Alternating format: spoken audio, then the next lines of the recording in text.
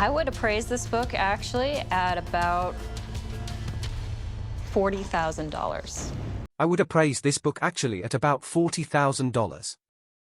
Let me tell you, you are lucky. Let me tell you, you are lucky. You probably saved my job. Well, you can thank me with some chocolate or something. You probably saved my job.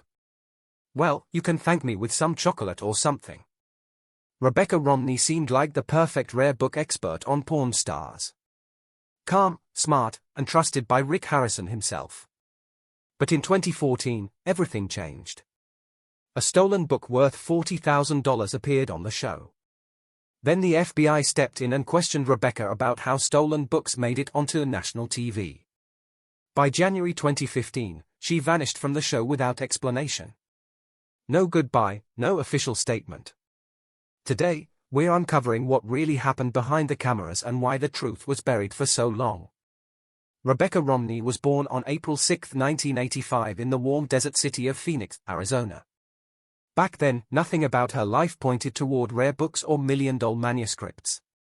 In fact, she once joked that old books were boring relics for old men. Her dream was to become a philosopher, or maybe a translator. She loved languages, ideas, and deep conversations, things that had nothing to do with the auction world she would one day dominate. At 18, she went to college thinking she'd spend her life in classrooms. By 22, she had mastered 5.5 languages: English, French, Japanese, Latin, Ancient Greek, and even some Old English. She taught herself by studying for 12 hours a day. She once translated a 300 BC Greek papyrus for a university exam and aced it. Professors were shocked, and her skills would later help her uncover forgeries that could have cost collectors millions. Between 2003 and 2007, she studied philosophy and classical studies at Brigham Young University. While her classmates were choosing safer majors, Rebecca was busy debating free will in 4-hour seminars and decoding ancient texts in their original forms. She took extra classes, pulled off a perfect GPA, and graduated with honors. Her thesis involved comparing 2nd-century Greek fragments of Plato's Republic. Nobody knew it then, but this strange mix of philosophy and ancient language was preparing her for something incredible. In 2007, just after graduation, she made a mistake that changed her life.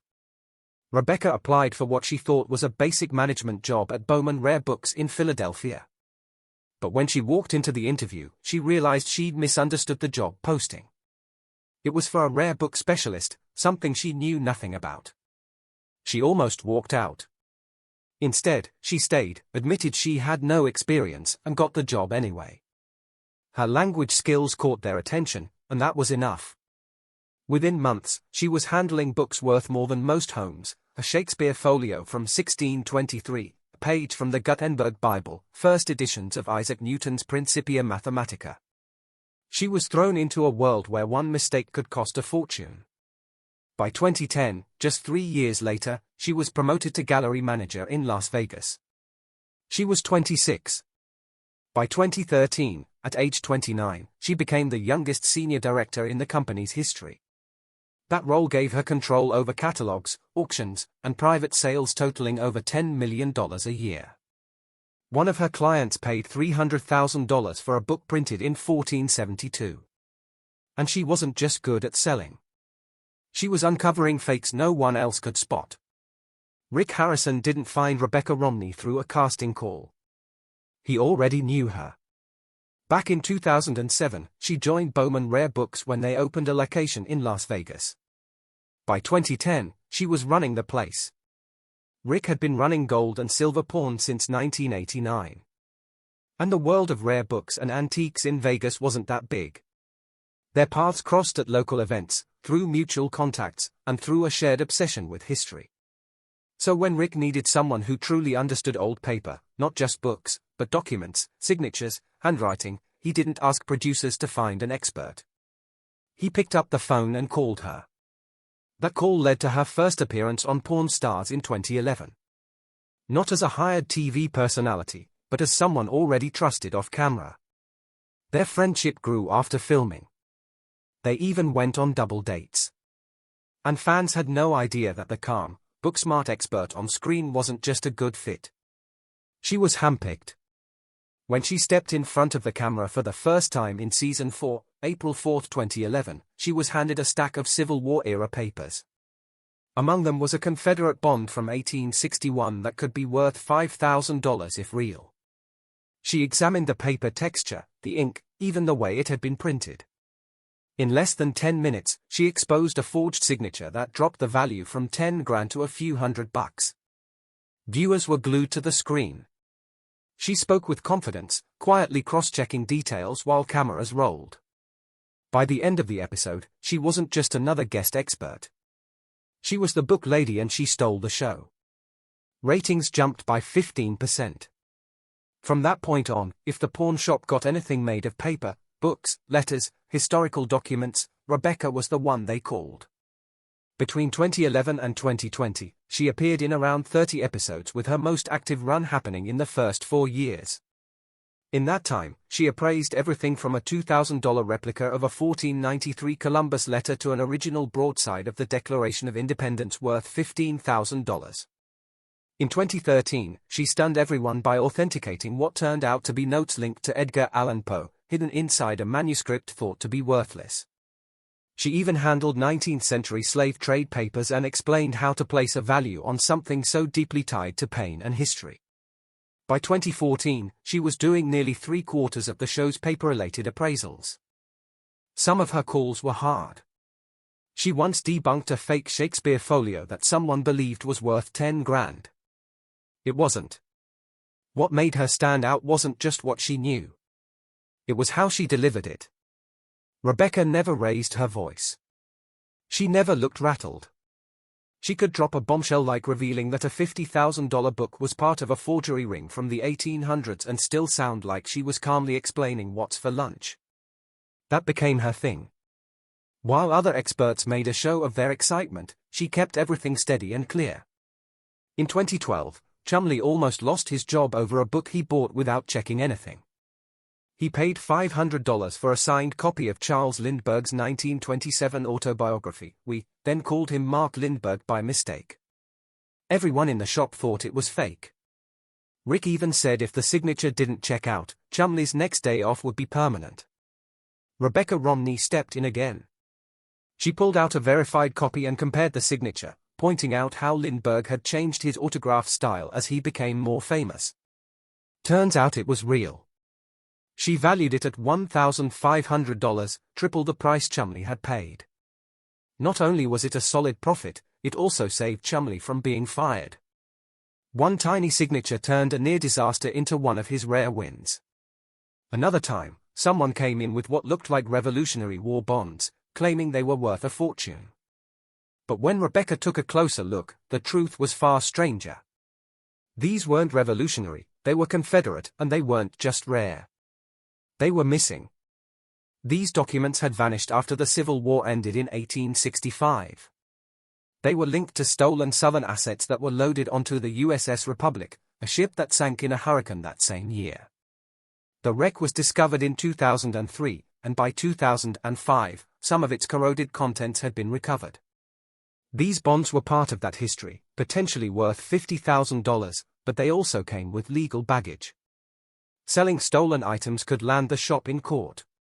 Police got involved. Rebecca's careful research kept the shop from buying something that might have turned into a lawsuit, proving that sometimes history comes with consequences. Then there was the time someone thought they'd hit the jackpot with a Shakespeare First folio from 1623. Real copies of that book have sold for millions. One even fetched $9.98 million in 2020. The seller's copy looked impressive, but when Rebecca examined it, the flaws started to show. The paper didn't age right. The ink looked too clean, and it was missing tiny flaws that real 400-year-old books always have. She believed it was a fake, possibly inspired by the so-called false folio of 1619, a misleading collection made by William Jaggard and Thomas Pavier. Even those are valuable, but this one wasn't close. If Rick had bought it, the shop could have lost thousands. Her sharp eyes saved them from making one of the costliest mistakes in porn stars' history. But sometimes the items were as real as they come and just as powerful. That's what happened when someone brought in a first edition of On the Origin of Species by Charles Darwin. The book came out on November 24, 1859, and it sold out on its first day. Only 250 copies were printed. Rebecca took one look at the green cloth binding, the diagrams, and the ads dated June 1859, and she knew it was authentic. She valued it at $75,000. The impact of Darwin's book couldn't be overstated.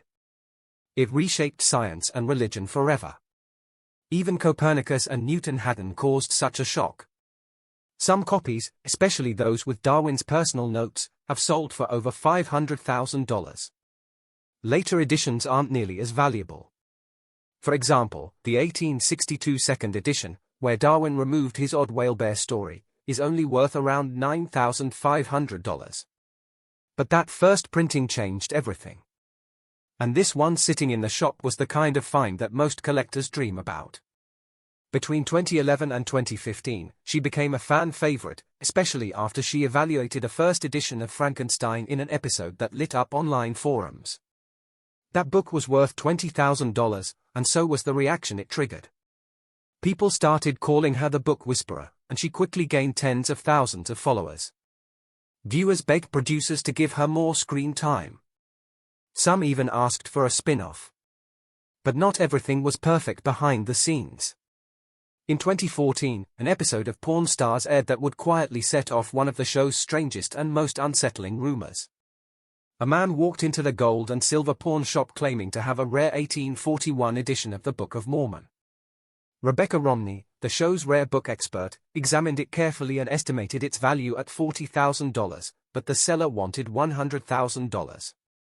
After some back and forth, Rick Harrison managed to buy it for just $24,000. On the surface, it looked like another good deal for the shop. But then things started to unravel. Whispers spread that the book was stolen from the Marriott Library at the University of Utah. Not long after the episode aired, federal agents allegedly stepped in. The FBI, according to these rumors, seized the book and left the pawn shop with nothing. There was never an official statement and no charges were made public, but the story gained momentum through Reddit threads and YouTube videos. In late 2014, around the time the FBI supposedly got involved, Rebecca Romney was said to have been questioned by federal agents. According to those whispers, the agents wanted to know how stolen historical books could make it onto national television without raising alarms. This wasn't an isolated case. In 2015, the FBI had already returned stolen books to the National Library of Sweden. Earlier in 2005 and 2006, they had arrested Forbes Smiley, who had stolen millions of dollars worth of rare maps. Romney was never accused of wrongdoing, but some believe the questioning deeply affected her. She had become known for confidently appraising books worth thousands. Now her judgment was under a shadow. Then came January 10, 2015. Rebecca Romney appeared on what would be her last Pawn Stars episode where she appraised a pirate book from 1734. She said it was worth $1,000, but Rick, as always, bargained the price down to $400. Just like that, she was gone. After 4 years on the show and 19 episodes, there was no goodbye. The History Channel didn't explain her absence. Forums exploded with questions. Had she been fired? Was it related to the scandal? Some even believed she left after a personal tragedy. Others pointed to the show's growing criticism, accusations of faked appraisals, staged deals, and behind-the-scenes conflicts. But fans noticed something odd. Even though she vanished from the show, Rebecca Romney never removed Pawn Stars from her LinkedIn. To this day, she still lists herself as their rare book expert from 2011 to present. Some believe it's just marketing. Others think it might be part of a non-disclosure agreement. Either way, it keeps her linked to a show she hasn't regularly appeared on in years. In 2016, she moved to Philadelphia. Officially, it was for a promotion. She left the Las Vegas gallery behind and became senior director at Bowman Rare Books, handling library acquisitions and catalogs. She later worked in Brooklyn and eventually settled in Washington, D.C., where she co-founded a new rare book company. So, yes, there was a perfectly reasonable explanation for her departure, but the timing still raised eyebrows. Why did the move come just months after the Book of Mormon scandal? Was it really just career growth, or was something else going on behind closed doors? By 2022, fans got a brief glimpse of her again. In a special episode of Porn Stars Do America, she rejoined the crew in Washington, D.C., and appraised another pirate book. Her chemistry with the team hadn't changed. She teased Chumley. She joked with Coy, but it only made her long disappearance more confusing.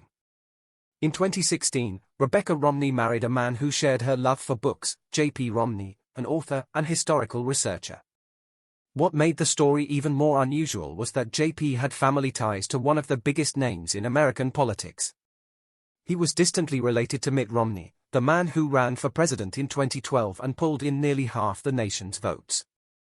Through this marriage, Rebecca found herself loosely connected to a dynasty that included former Michigan Governor George Romney, who held office from 1963 to 1969. But despite all these links, she's never met Mitt Romney. The connection was real, but distant, more name than relationship. At the time, her fame from Porn Stars was still fresh.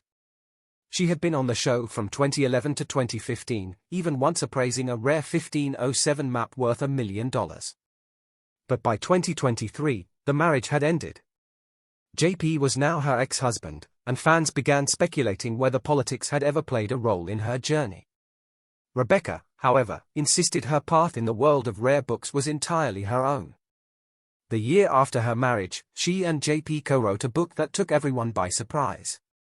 Printer's Error, Irreverent Stories from Book History was published on March 14, 2017. It wasn't just a light read across 368 pages. The book uncovered strange, forgotten moments from printing history, stories about forged copies of Galileo's work, Charles Dickens's war for copyright in the 1840s, and even the mystery behind the Gutenberg Bible, printed in 1455, which never actually mentioned Gutenberg by name.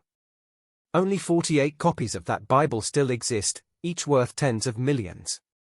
The book mixed Rebecca's real-world expertise with JP's storytelling, and it worked. Critics praised it, sales were strong, and it gave her something few reality TV stars ever manage, a respected voice beyond the screen. That same year, Rebecca was still remembered for her 2013 Porn Stars appraisal of a $100,000 Shakespeare folio, and JP had just published his own novel, The Monster on the Road Is Me. Together, the project marked a creative high point, but it also became one of their last public collaborations. Despite the public curiosity around her marriage and its political ripple effects, Rebecca has drawn a firm line. She almost never speaks about the Romney name. In a 2023 interview, she said plainly that she's never even met Mitt. The distance, both personal and professional, couldn't be clearer. She has 2 children, but no names or ages are public.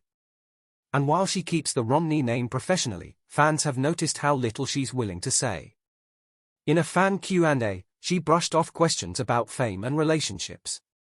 The only time her personal life came into focus was during the release of Printer's Error, and even then, it was about the work, not the marriage.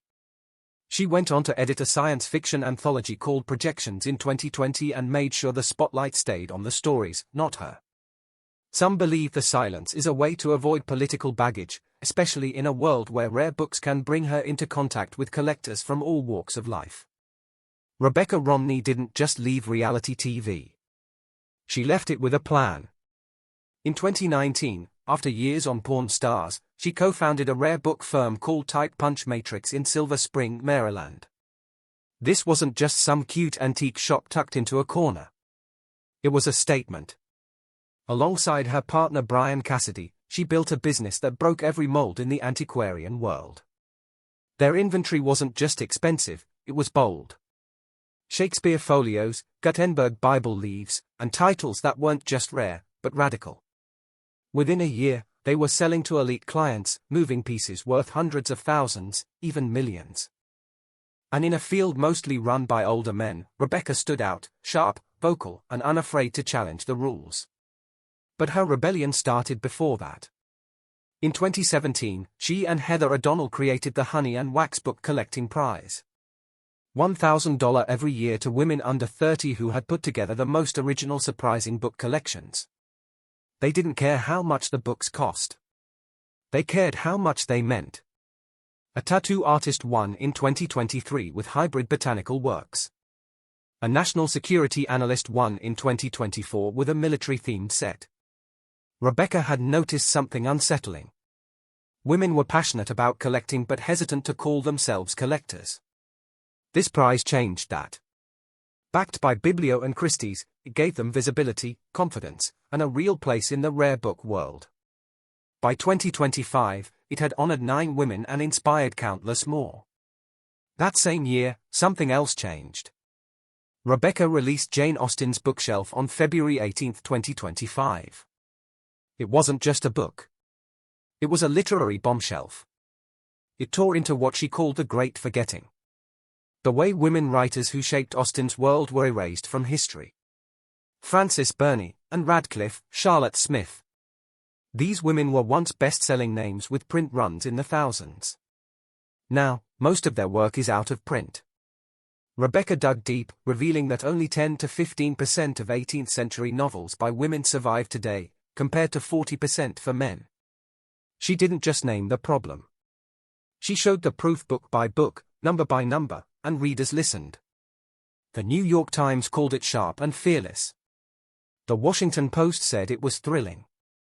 The Guardian called it instinctive and electric. In just a few weeks, it sold over 20,000 copies. And what shocked people most? Rebecca admitted she hadn't heard of most of the women she was writing about. Not during her degree, not even during her time as a rare book dealer.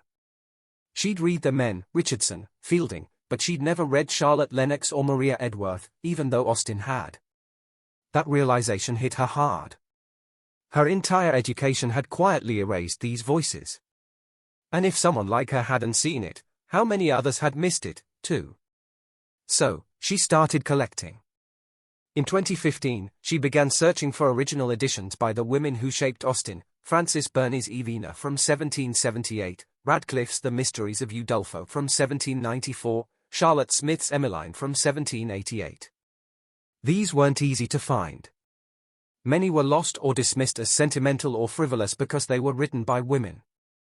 She flew to auctions, hunted through estates, and once battled bidders for a 1759 copy of The Female Coyote by Charlotte Lennox. By 2025, her collection had grown to over 50 rare books, each one a resurrection. She didn't just stop at collecting. She used those books as evidence. She tracked how many were printed, how many survived, how critics treated them. She found that women's books were far less likely to be saved, reprinted, or taught in schools. Even though Radcliffe helped inspire Poe, Shelley, and the entire Gothic tradition, her work was left out of the canon. Frances Burney sold 3,000 copies in the 18th century, but disappeared by 1850. And Charlotte Smith's poetry helped shape W.D. Esworth's career. Yet, she faded into near silence. Rebecca used these patterns to show how sexism wasn't just in reviews. It was baked into the survival of literature itself. Rebecca Romney's story doesn't begin in an old library. It begins under the neon lights of a Las Vegas pawn shop where she first appeared as a rare book expert on television. But somehow that unlikely beginning took her into the most exclusive rooms in American bibliophilia. One of them is the Groyer Club in New York. Founded in 1884, it's the oldest and most elite society of book collectors in the country. Only 825 people worldwide can call themselves members. And yet in May 2025, Rebecca will be there delivering a lecture titled Jane Austen's Bookshelf, Collecting as Investigation. That talk began with a single moment in 2023 when she stumbled across a Victorian edition of Evina by Frances Burney. That book changed everything. It led her down a path of uncovering the women who once inspired Austen, but were mostly erased from the canon. She isn't just telling literary history, she's actively rewriting it. Since 2015, she's also been a pillar of the antiquarian book seminars.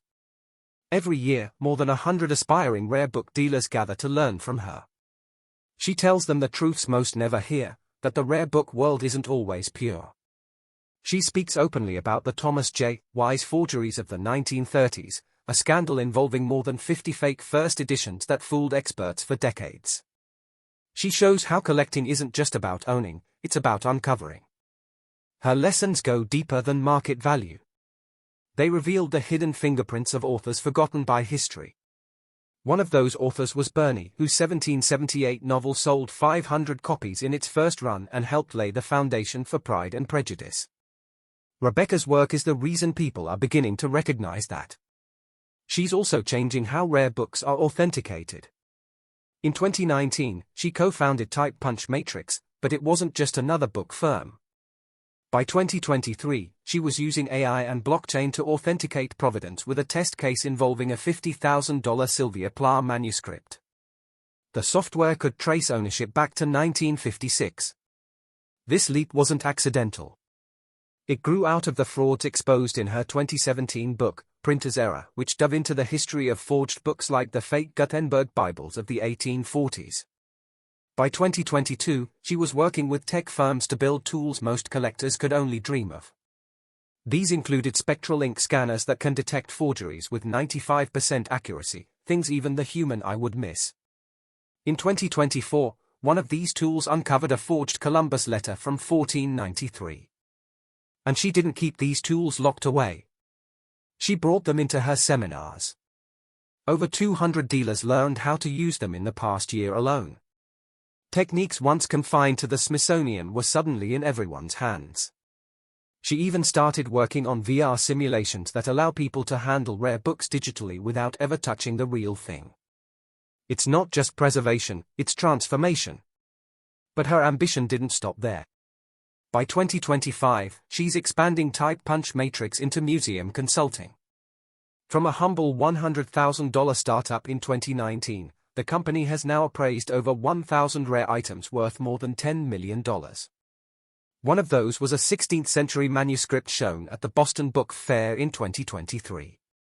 Another was a lightning-fast sale in 2022 when she helped the Lilly Library acquire 2,000 romance novels for $250,000 in just 16 hours, a record in the field. These aren't just business wins, they are statements. Her consulting now focuses on getting overlooked voices into institutional collections.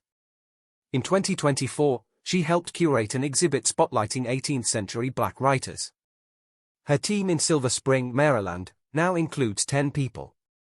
If her consulting model succeeds, it could bring in $2 million a year through museum partnerships alone.